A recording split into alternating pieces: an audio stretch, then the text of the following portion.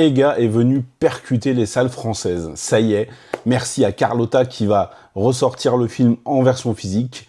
C'est juste un régal de pouvoir revoir un film pareil dans une salle de cinéma.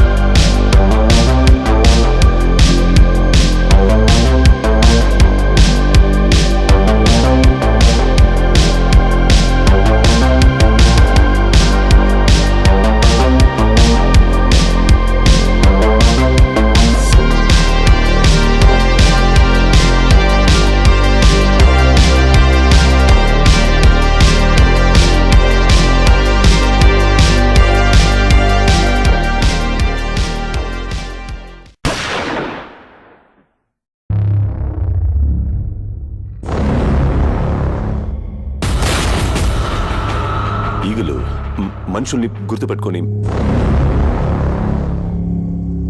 Plan చేసి అటాక్ చేస్తాయా? వాడే ఈగగా మళ్ళీ పుట్టాడు. Et quel film! Une histoire de mouche qui se venge. Franchement, il fallait quand même l'inventer, ça. Je pense que Jeff Goldblum adore ce film. Trêve de plaisanterie. Ega nous raconte l'histoire d'un homme un peu foufou, qui s'appelle Nani, qui est fou amoureux de sa voisine, mais qui un jour va être assassiné. Sauf que l'histoire ne s'arrête pas là. Il va se réincarner en mouche et partir. Sauf que l'histoire ne s'arrête pas là. Il va se réincarner en mouche et se lancer dans une quête vengeresse envers son assassin.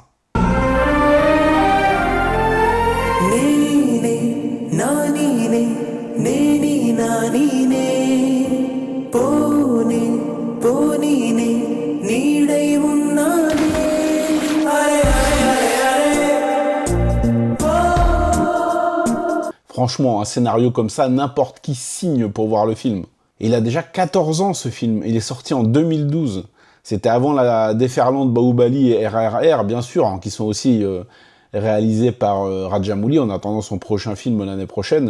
Et on voit déjà toute la folie, la créativité et l'énergie du cinéaste dans ce Ega, qui est quand même un film qui avait à l'époque bénéficié d'un budget assez élevé, presque 6 ou 7 millions de dollars, alors en crores, je sais plus combien ça fait. Sur le net, j'ai trouvé une estimation entre 30 et 40 crores, ça doit être à peu près ça, sachant que le film bénéficie d'énormément de scènes à effets spéciaux, plus de la moitié du film, hein, il fait à peu près 2h15, 2h20, il y a plus d'1h30 qui sont des plans à effets spéciaux, puisque le héros, passé la première demi-heure du film, devient une mouche. Et c'est du non-stop, ça ne s'arrête jamais. Le film fait preuve d'une créativité, d'une énergie et d'une constance assez bluffante.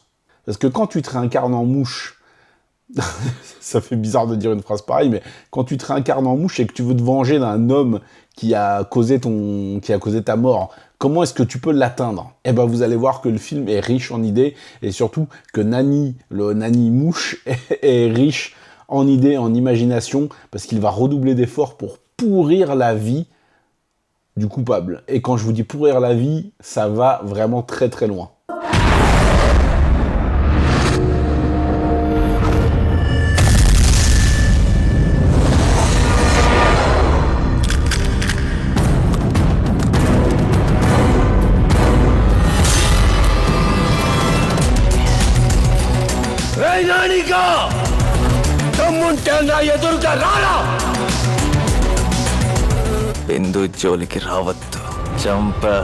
J'ai pas grand chose à en dire finalement. Ega, c'est un film qui pour moi fait partie de ces rares films qui sont unanimement aimés par tout le monde, ne serait-ce que pour la folie de leur concept, la manière dont il le tient bien, l'énergie dont il fait preuve, l'inventivité, la créativité.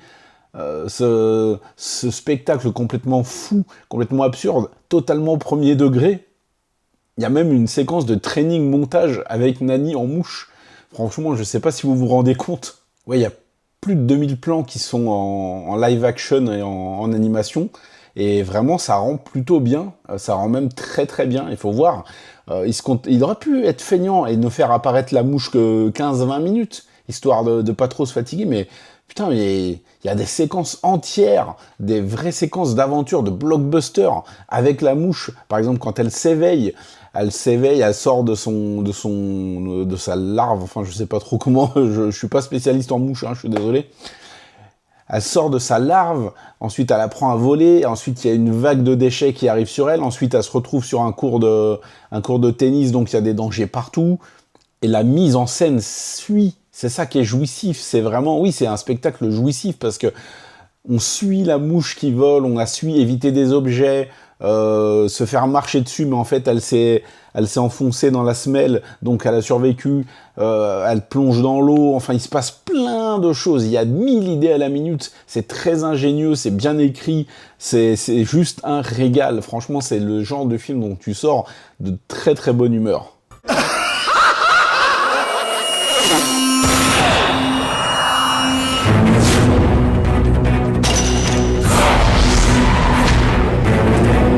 నానిని మర్చిపోవడానికి ట్రై చేస్తాను.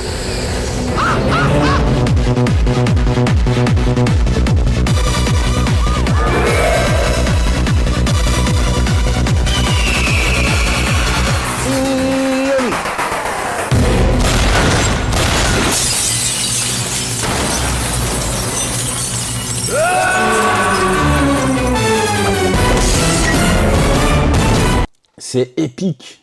Un film avec une mouche comme protagoniste réussit à être épique. Il a réussi cet exploit-là, Rajamouli. Et ce côté épique, il ne l'a jamais lâché avec des films comme le diptyque du Bahubali, comme RRR.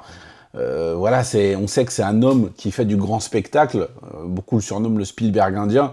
À la base, Rajamouli, il a commencé... il s'est fait un nom progressivement dans l'industrie de Tollywood, puisqu'il vient de l'industrie Tollywood. Il faut savoir que le cinéma indien, c'est pas que Bollywood, il y a énormément d'industries. Lui, il vient de Tollywood. Il a commencé comme assistant monteur avant de travailler dans un studio d'enregistrement et ensuite de faire ses premiers longs métrages. Premier long métrage date d'ailleurs du début des années 2000, en 2001. Il a réalisé pour l'instant 12 films. Voilà, c'est quand même une filmographie assez riche, parce que ces films, c'est toujours quelque chose d'assez énorme et d'assez impactant. D'ailleurs, on guette son prochain long métrage qui s'appelle Varanasi, avec entre autres Priyanka Chopra.